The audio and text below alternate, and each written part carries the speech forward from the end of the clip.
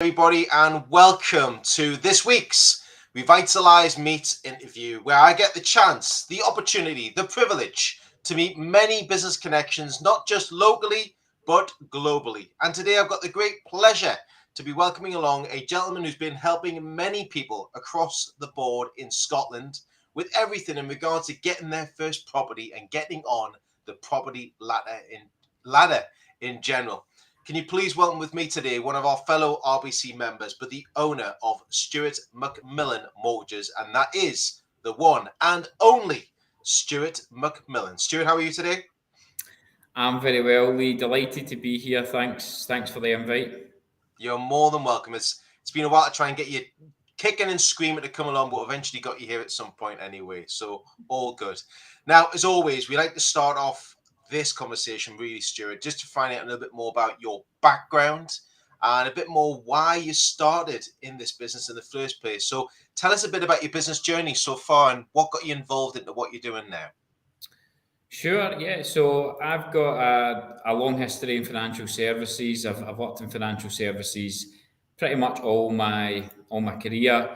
17 years with Halifax as a bank manager. Mainly worked in London. Went down to London with the bank back in 2007, and had 11 great years down there. Came back and worked in the bank for a couple of years across Scotland as well. Thoroughly enjoyed my career, and it gave me a brilliant background. I spent most of my time customer facing in retail branches, so in terms of learning how to talk to customers, how to gain trust, how to influence. Vast majority of my time is spent managing rather than advising, but still really close to the customer, and hearing daily what customers wanted and what they needed from us, the bank. So, then going into mortgage advising, I felt like I had a brilliant grounding and not only being able to build trust and rapport with clients, but a brilliant knowledge of financial services and in particular mortgages. I had a short gap in between. I had 2 years as managing director of a small logistics company called Contoy Logistics. When I left the bank, I went into doing that. Really driven by the pandemic and seeing a bit of a gap in the market. So it was a franchise model through Yodel, and that taught me a lot about being self-employed and running a limited company. I was everything from managing director to finance director to delivery driver to agony aunt. So it was a great grounding into you're coming out of a fairly institutionalised, large corporate background into a very small but busy company. So once I had kind of decided that my calling was back into financial services, I knew I wanted to do that on a self-employed basis. I really enjoyed being the kind of master of my own destiny, and I've got a number of things that I've taken from both those periods of my career that I feel are really helping me in this part of my career. It's interesting you say you went from a banking industry for 17 years. That must have been such a big challenge to go from banking into logistics. Two completely different type of industries. Would you agree?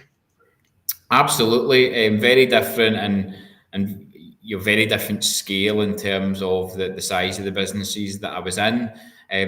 But I'm a firm believer that my strengths are around people skills, being an effective communicator, being able to build trust, being able to build rapport. So whilst the industry are different, I had a lot of transferable skills that I was able to take across with me.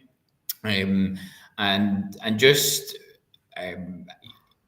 when when you have to keep abreast of what's happening in the economy, what's happening politically, what's happening, various trends within industries from a bank manager point of view, then actually I felt I was able to turn my hand to that industry relatively, relatively easily. That there was clearly a steep learning curve, but I felt well prepared to take that on. And also as well, I mean, we'll talk about the challenge you've gone from industries wise, but to take a challenge on, what was the biggest challenge for you stepping out working for yourself? Because, so many years working for a company, big companies, banking, logistics, then to step out and say, okay, now it's me. How was that? Was that another big challenge door for you? Yeah, absolutely. I went from 20th of the month, a nice salary lands in the bank account to counting up the pennies at the end of the month and seeing what was left. So that with a young family was definitely daunting. But I had the confidence that what I was doing was right. And I think the bank in terms of training and preparing people for things like that. I went on a number of leadership programs throughout my time in the bank, particularly things around being aware of my purpose, being aware of the power of resilience, and I'm a big believer in optimism. I'm a pretty optimistic guy. I tend to see the glass as three quarters full most of the time. And then some of the reading I've done on that, optimism can make a huge difference in a small business. And working in a kind of chaotic environment that is front end logistics, you certainly needed to have that at times. So, yeah, it was like I say, the steep learning curve certainly came from that, being out of my comfort zone, both financially and just the business grew quite rapidly. I don't know if you remember, but almost everyone wanted to be a delivery driver during lockdown. It was the only way they could legitimately get out the house. So we grew rapidly, but we also started to shrink fairly rapidly as the labour shortage kicked in. So really being on top of things and seeing that growth and not getting carried away, but also trying to prepare for the challenges that we knew Brexit and the kind of end of the pandemic and people returning to their day jobs as such was going to bring was key. Brilliant. And in regards to achievements wise, because it's testament to yourself, working for yourself now and breaching that area of really going out there and speaking to many people. And we know we do this on and off the golf course as well. But what's been your biggest achievement to date so far within your business that you've just started off? So what's been a good achievement that you've achieved in this time? Yeah, I think writing £10 million worth of mortgage applications in my first year is definitely the thing that I'm most proud of. I'm actively involved within the Mortgage Advice Bureau network that I work within, and more specifically the company within that, Mortgage and Protection Solutions East. And I see people who have done brilliantly, and I see people that have struggled, and I try and learn lessons from that. And when I started, I just thought, I want to help at least one customer every single week. And if I do that, I'll be happy. And that obviously grows and evolves as time goes on. But when I look back on my first year, when in June there, and I tallied up what I'd written and the number of customers that I helped and the number of recommendations I'd had from other clients, all that sort of stuff was great. But the tangible bit of that was just the sheer kind of amount of business that I'd written in that time. was a big tick. It was a tick to say customers are buying into me, customers are trusting me. So yeah, that gave me a lot of confidence for the future.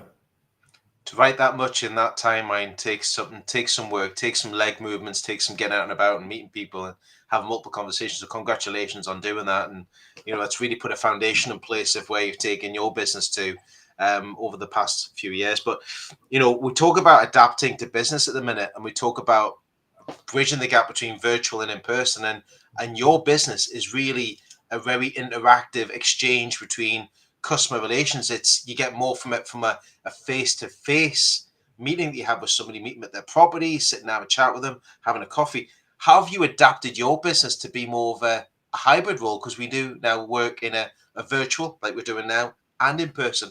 How have you done that? Yeah, I'd say 80% of all the cases I do are either over the phone or through Zoom. And again, I think just my ability to build rapport with clients, regardless of what channel we're speaking on, has been key to that. Don't get me wrong, I love having a customer in front of me. I love being able to turn my laptop and just say, right, let's solve this together. But that's not always possible. I work with clients all over the UK. Through my time in London, I've got a lot of good connections down south, so it's just not feasible. So it wasn't a challenge that I looked upon as something that was going to be a problem or insurmountable. It was just a case of let's be comfortable dealing with clients this way, because if I'm comfortable, then I've got a far better chance of them being comfortable, because it's a big deal. You're getting a mortgage, particularly for home movers or first time buyers, is a big deal, and I never ever lose sight of that for clients. So not putting unnecessary barriers through my own kind of mind talk. Therefore, it doesn't translate to the client is just been vital. But I think where I've utilised face-to-face the most it's not actually been with clients. It's about particularly in the last 6 or 7 months, getting out and meeting other business owners.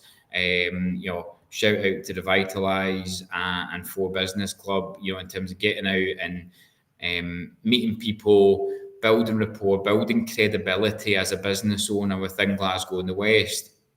It's been so key. Met some amazing business owners and got to know amazing businesses through that, and that can only be a good thing. And I think the face-to-face element of networking and meeting people, that is that for me is a much bigger priority. I attend many on Zoom that you and others put on that are great, but nothing beats that once or twice a month getting around with a coffee and using that time to understand what challenges other businesses are facing and how I can help, and vice versa. Yeah, I think it's great the way you've bridged the gap quite comfortably, really. And I know you mentioned many other networks in there, and thank you for mentioning Revitalise as well. But with For Business as well, that's mixed into the mix. You find out a lot with having those long conversations by not just looking for the sale. You're looking at the support structure that's around you, advisory perspective as well, advising in certain areas of business. And many people you're meeting are either just starting off on their journey or they're well established. But it's also, we always mention, it's who they know. It's who they're talking to after they met with yourself. Thank you for sharing that. Just on that, Lee, I think some people see networking as some sort of quick win that they're going to turn up to a meeting and all of a sudden the floodgates will open. I look at it, and always have looked at it, as it's a platform. It's an opportunity for me to speak to people, but the nature of mortgage advice, I wouldn't go to someone that I don't know for mortgage advice or for legal advice or for accountancy advice. So you provide a platform for me to show that I'm credible. And once I've built that credibility, once I've built that rapport, once I've built that trust with other business owners, then business will naturally and organically happen. But I've been put off from some of the other types of networking where it's very much about how much can you provide. You know, Ultimately you put on the sessions, but then the onus is on each and every one of us to go and prove our credibility. That will then start pay off, hopefully, in some more longer term and fruitful relationships. And that's the way I view networking, without being arrogant about it. I think that's the right way to view it. It's right. I think you're totally right, Stuart. I think it's right about building that credibility. We're building our reputations on a daily, weekly basis. And if you feel that your reputation is building within the network that you're part of, eventually opportunities will happen. I don't say sales, opportunities will happen, which again does turn to sales eventually. But it takes time. It takes time to build that rapport. And I think there's a lot of people out there, get on my soapbox, that have to look at the investment of time, the marketing opportunity that they've got, and that pipeline of people that you have around you is the educational piece that goes behind it. Thanks for sharing your thoughts on that, Stuart. Really appreciate it. What I like to ask all my guests once a week now is look at like sort of golden top tips. And for you specifically, what would be your top 3 tips to somebody out there who is looking to delve into starting up their own business, maybe in the mortgage area or that sort of property investment sort of area? Where would you set yourself on that, Stuart? So I've thought about this long and hard, and I've probably touched on all 3 briefly throughout this already. But I think your number one is never ever ever forgetting how big a deal what I'm doing is for clients. So I do this every single day. And it would be wrong, but it would be easy to get complacent about it. Particularly on the more straightforward cases. However, for the client, there is nothing more important, and there's very few things more stressful than buying and moving house. So really appreciating that with every single client. That's from the simple things like, not using jargon, making sure I'm really clear and they understand before we proceed with anything. They fully understand. I've not just told them what I need to tell them. They fully understand the advice that I'm giving them and why I'm giving it. So that for me is what providing excellent customer service looks like in a mortgage, from a mortgage point of view. Second one, and I think it's vital in this industry, is around staying informed. We're probably seeing the most volatile market from mortgages and property that we've seen at any time over the last 15 years or so, since the crash in 2008. Just in the last year, we've seen typical 2-year fixed rates going from around 3.5% to hitting 6.5%. We're seeing predictions of rates going higher before the end of the year. We're seeing lots of changes from a political point of view and pressure on the government around how they can help struggling families and homeowners through the cost of living crisis. We're just seeing a huge amount. And if you're not, this job is not just about knowing what the best interest rate is. It's actually about being able to give the best possible advice for each individual client, and staying informed of what's happening from an economic, political, property market point of view is key. And then the third one, we spoke quite a bit when we're discussing networking, is just around building strong relationships, whether that's building trust and rapport with clients, whether that's building strong relationships with other business owners, estate agents, solicitors, because ultimately it all comes back to credibility. And for me, the more and more credible I can be within my industry, then the more success my business and ultimately me, my family are going to have. So just to recap on that, providing excellent customer service through never underestimating the stress and anxiety and the worry that clients have around this process, and trying to take as much of that away from them as possible. Stay informed of the the wider market, and being a subject matter expert on all things mortgages, not just rates, and building strong relationships with both clients and kind of external stakeholders. There's some good points there to have, and especially when you look at the customer service and you look at the customer relationships that you're building up on that one. But I think a lot of people forget about being that second point of keeping themselves informed with industry insights. Keeping themselves up to speed so they can answer any question that's put to them from their customers that have got on that. So thank you so much, Stuart, for sharing that with us, for everybody who's watching and listening today as well, most importantly. We talk about learnings, we talk about self-reflection, and I know we speak a lot about, people probably go, oh, here we go again, it's about golf, right? But golf plays a major part in what we do in our businesses in some way, shape, or form. And it's part of that marketing structure. It's being on the golf course, delving into the conversations. A lot of people use that for self-reflection, but how do you delve into your self-reflection? Because I know you're a big family man, and you've got a great family around you. So do you dedicate some time to self-reflect just for you and take time out? Yeah, I think I do that in a number of ways.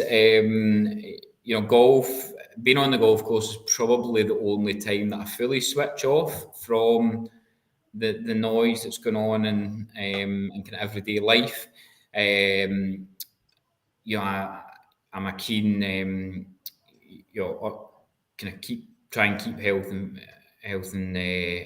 and fit. I've recently signed up to do the Great North Run. I'm someone that's quite goal orientated, so often need a challenge or a goal to go at. So when I'm on the treadmill, I definitely process a lot of things. I cycle to work frequently, and that's a great way to just on that journey, particularly home from work, to just sort everything out, and knowing that when I walk in the door, those first 2 or 5 minutes of excitement that my little boy gets from seeing me, I'm able to mirror that, and I'm not my head's not on my phone, my head's not elsewhere, because that matters. That really, really matters. Of course, you're particularly working from home. From times, of course, there'll be times where actually I'm closing the office door and work needs to come first. But there's certain times that for me are just non-negotiable. So it's more finding time to self-reflect and process and understand things, so that in whatever thing that I'm doing, whether that's with Michelle and Jacob, whether that's on the golf course, I can get to kind of peak performance, and go from there. So yeah, I don't know if that quite answers the question. That was probably more what self-reflection then allows me to do. But yeah, that's my take on it. It does. People forget about it so much that we run a business every single day and we're working all week and we'll put a lot of hours in to try and keep the momentum moving with our businesses. But also it's important as part of a role, or if you've got a hybrid, you might have a side hustle, things like that. People have to keep that momentum moving forward in what we do on a daily basis. And sometimes we forget about the people that we have around us at the time, and we forget sometimes about saying that we haven't got enough time in the hour, enough hours in the day or time to use. And before you know it, you look at your watch and it's like 7 o'clock at night and you've literally drifted over into your own personal time. And I think that's so important. Do you also take a bit of time for personal development? Do you read a lot of books, or do you do much training? I know you do a lot within your industry. Do you do anything else around that? Yeah, I tend to listen to a lot of podcasts or audiobooks, particularly on the treadmill or when I'm in the car. So that that certainly helps me. the industry specific stuff just tends to be reading, because that comes through in press releases and things like that. But certainly when it comes to personal development, I'm absolutely fascinated. I spoke about optimism, I also spoke about resilience and purpose. I think those three key areas I'm fascinated in. I love like the high performance podcast. I love the Diary of a CEO podcast, and just getting insights from highly successful people is great. I think you can take bits, and also I think when you make a conscious decision to stick one of those on and properly listen, not just have it as background noise, properly listen, then it just tops up your motivation because you're hearing someone talk about what made them successful and you're going, do I do that? Do I, whether they're talking about time management, whether they're talking about mistakes they've made, whether they're talking about reflection, it just gives you that opportunity to go, do I do it or am I just playing at it? So yeah, that's probably the personal development side. That's probably how I do it, and I'm also a big believer in. I probably class it under your humility. When I see successful people, I I've got no qualms of just going and asking them, what are you doing? What's driving your success? I've got a number of mentors that I look to and discuss things with frequently. Whether that's mortgage advisors at the absolute top of their game. I'll quite happily give up a day of my time and go and spend a day with them to understand what it is they do that I could do better. Or whether that's your other business owners. I'm ambitious and want to grow my business and want to grow what I'm doing. I've never been able to stand still. Whether that's striving for more from a golf point of view and get my handicap down, or more from a career or business point of view. It's always been right. What's next? How can I grow this? How can I do this better? As I mentioned, I'm quite a goal orientated person, so that's always for me. And try and use mentors to accomplish that. And I have done that from a real young age, career wise. See the people who are at the top of their game and think what can I learn? What can I learn from that? Good, sure. Thanks for sharing with that one. I think it's always important that we're looking at how we're developing ourselves quite regularly and how we can improve ourselves. And I think when you touched on, we go on to like the podcasts and listening to some of the sort of audible books that are out there now to use is just great use of time. I mean, I'm reading a few books myself again at the minute, just touching into a few of the chapters. I think it's always good to dedicate a bit of time to that in your weekly schedule. So we talked about your business, we talked about your business journey, we talked about your challenges, your achievements, we've tapped into your top tips, etc. So what's next around the corner for Stuart? What's the next chapter of your business book?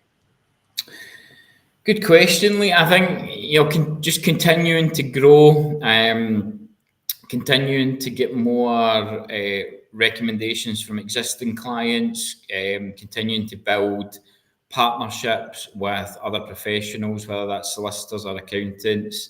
I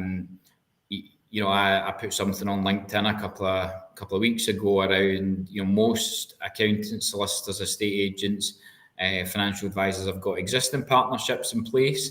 I'm a firm believer that if you recommend a client to another professional, the service they provide is a direct reflection on you, right?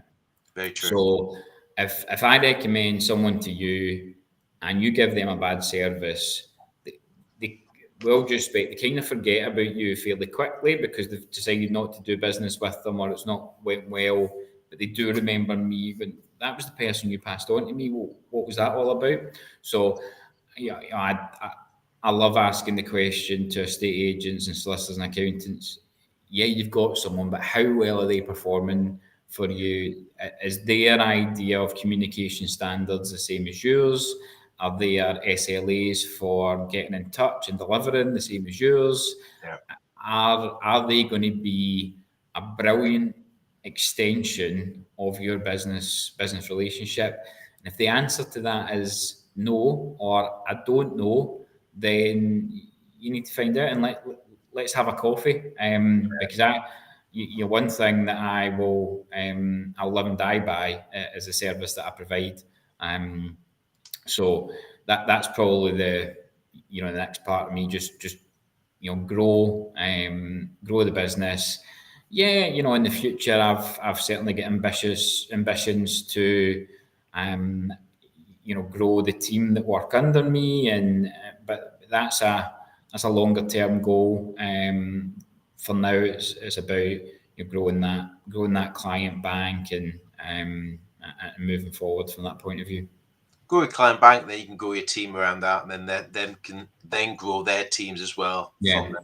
It's good challenges and good focus to have at present time.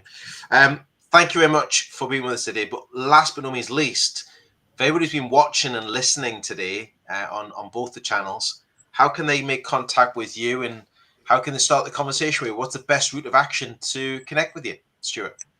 Yeah, so I'm on LinkedIn. I'm pretty active on LinkedIn. I've got a business page on Facebook, just Stuart Macmillan, Mortgage and Protection Advisor. And there's also links on there to contact me through WhatsApp for Business. My email address is stuart.macmillan@mab.org.uk. So plenty of ways to reach out. You'll find me at most Revitalise locals in Glasgow. And hey, even better if you want to reach out and get a game of golf while discussing how we can grow each other's business. Because I will very rarely turn down a game of golf. So yeah, plenty of ways to get in touch. Brilliant, Stuart. I think I'd highly recommend everybody's been watching and listening today to reach out to Stuart and take him up on the offer of getting on the golf course and having that longer conversation and find out about each other's business even further, and how you can actually embrace and help each other even more off the golf course within your industries. As always, thank you so much for listening to us today and joining us today for Revitalise Meets. As always, this is a weekly show, so I'll be coming back to you next week on LinkedIn and also on my YouTube channel with Revitalise Meets with another guest, who will be Isabel Lockhart from Legacy. That's Isabel Lockhart will be joining me next week on the show. Once again, Stuart, thank you so much for joining me today. Really appreciate it, and I wish you all the very best in your endeavours, in your business and beyond. No, thanks for having me, Lee. Really enjoyed the session, and also enjoyed taking time to think about what I was going to say today. It's been a good period of self-reflection. So, no, always great to spend time with you and also the Revitalise audience. Brilliant. Thanks again, Stuart. And last but not least, thank you for everybody who's been watching and listening to us today. Have a great rest of the week. As always, keep connecting, and we look forward to seeing you next week for Revitalise Meets, the interviews in checking out and checking in with many people from locally to globally in networking. Thanks again. Cheers, Stuart. Bye-bye for now. Bye. See you soon. Ta-da.